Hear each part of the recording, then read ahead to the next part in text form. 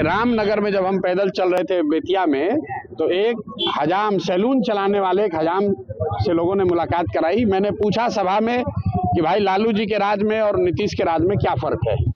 मैं तो भैया हजाम हूँ, अपने भाषा में बताता हूँ कि लालू के राज में और नीतीश के राज में कोई फर्क नहीं है। जनता का हजामत दोनों में पूरा पूरा बना है। फर्क बस इतना है कि लालू जी के राज में हजामत अपराधी बनाता था, नीतीश के राज में हजामत जनता का अधिकारी बना रहे। लालू जी के राज में जो अपराधी था वो गन लगाकर लूटता था, नीतीश के राज में जो अधिकारी है वो कलम लगाकर लूट रहा है। मैं आपके माध्यम से जनता से यही अनुरोध करूंगा कि 30-35 साल से जिस भय में आप जी रहे हैं, उस भय से निकलने के लिए आप आइए और एक बेहतर विकल्प का चुनाव कीजिए। जो लोग भाजपा को वोट दे रहे हैं उनको आपके माध्यम से ये जरूर याद दिलाना चाहूंगा कि ये वोट किसी व्यक्ति को नहीं है, नीतीश कुमार का हाथ मजबूत करेगा।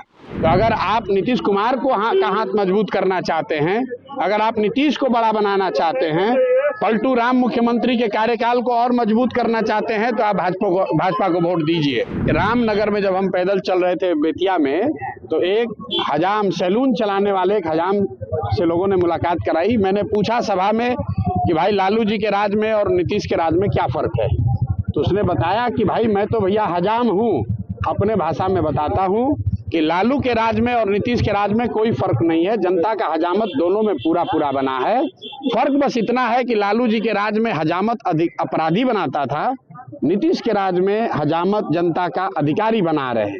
लालू जी के राज में जो अपराधी था वो गन लगाकर लूटता था, नीतीश के राज में जो अधिकारी है वो कलम लगाकर लूट रहा है।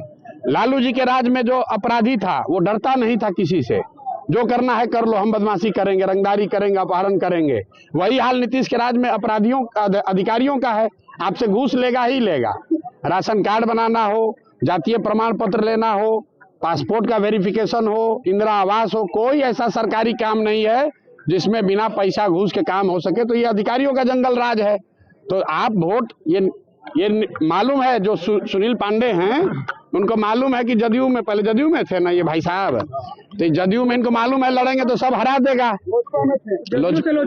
सुनिए ना भाई, लोजपा में थे, जदयू में थे, अब भागकर आए हैं भाजपा में। क्यों?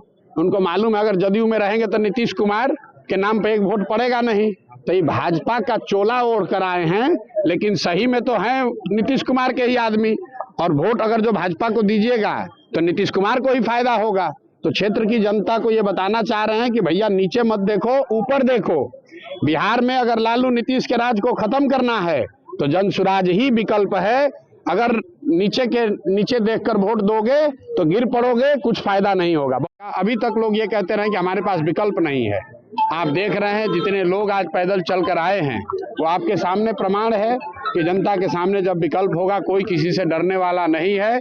मैं आपके माध्यम से जनता से यही अनुरोध करूंगा कि 30-35 साल से जिस भय में आप जी रहे हैं, उस भय से निकलने के लिए आप आइए और एक बेहतर विकल्प का चुनाव कीजिए।